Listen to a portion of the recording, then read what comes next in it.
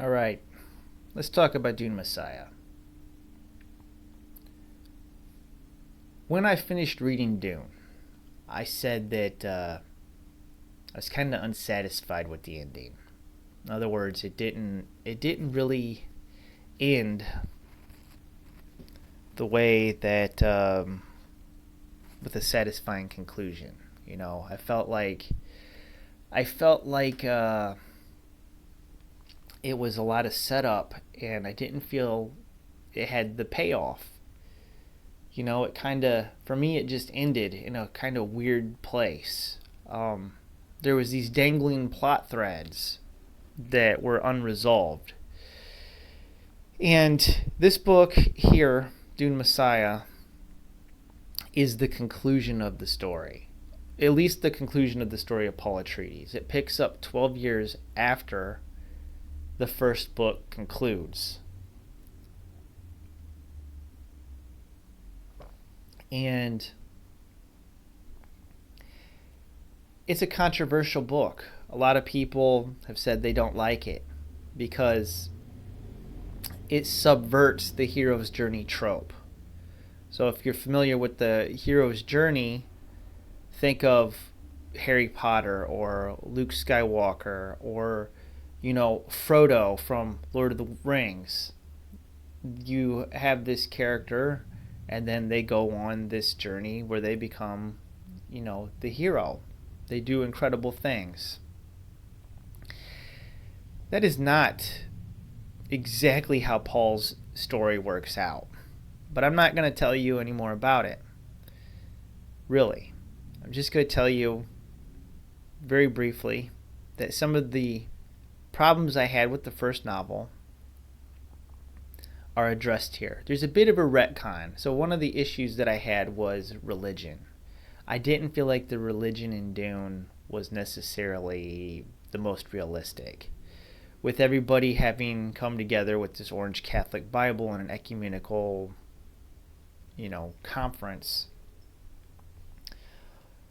And this book kind of seems like it retcons that idea because it talks about,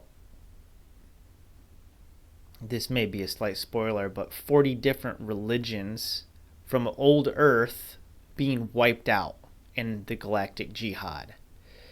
So, this book opens after the galactic jihad has taken place.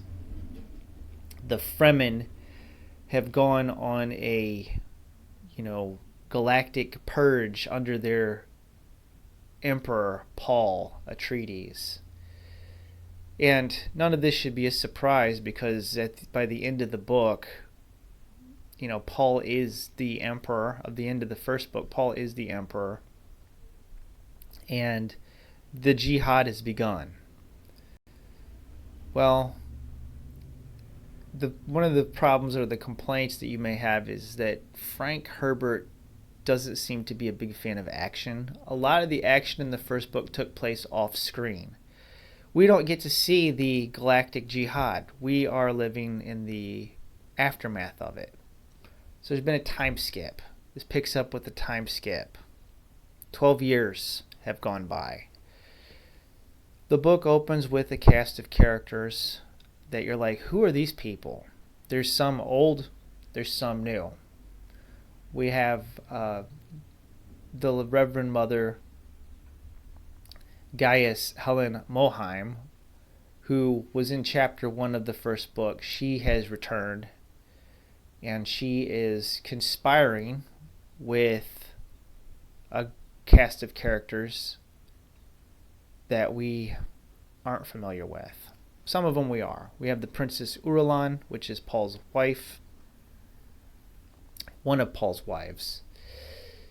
Well, it's his wife because Chani is his concubine, whom he loves, and Uralan is the princess that he married to consolidate his power. This all happens at the end of Dune. We also have a Talaxu face dancer. The Talaxu are a group of humans that are into genetic manipulation. They're into things like gene splicing, artificial insemination, all of these means of augmenting humankind through technology, through genetics. This kind of puts them at odds with the Bene Gesserit, who are more into natural means, eugenics. So eugenics versus augmentation. The Tlaxu are also able to reanimate a human corpse. If they can get to a corpse fast enough, they can resurrect the dead, although the dead don't have a memory of their former life. So this is like Mary Shelley Frankenstein type stuff. So we have this person, the Tlaxu face dancer. Now the face dancer is a branch of Tlaxu who are able to make their face dance, change their face. They're changelings. They're like Mystique in the X-Men. Augmented humans that are able to, they're like a chameleon. They can change their appearance and blend in. We have a Spice Guild navigator. We get to see a little bit more about these people that guide the ships through use of spice. We have this whole plot set up at the beginning, and the book is very slow. Just like the first book, a lot of politics, a lot of political intrigue. And about 2/3 of the way through the book really takes off. And it gets weird. It gets really weird.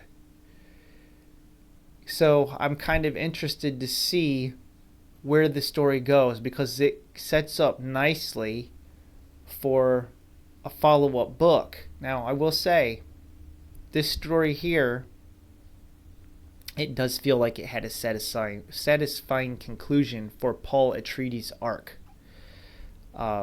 We get the end of Paul's story. This is the finale. This is the coda for the story of Paul Atreides. And I don't think you can really pick up what Frank Herbert was trying to do, or the story he was trying to tell, if you haven't read Dune Messiah. It's not going to be a happy, uplifting book. It's quite depressing. The Dune universe is a very dark place. But I like Frank Herbert's ideas. He has interesting thoughts, interesting things, and I find myself thinking about Dune a lot.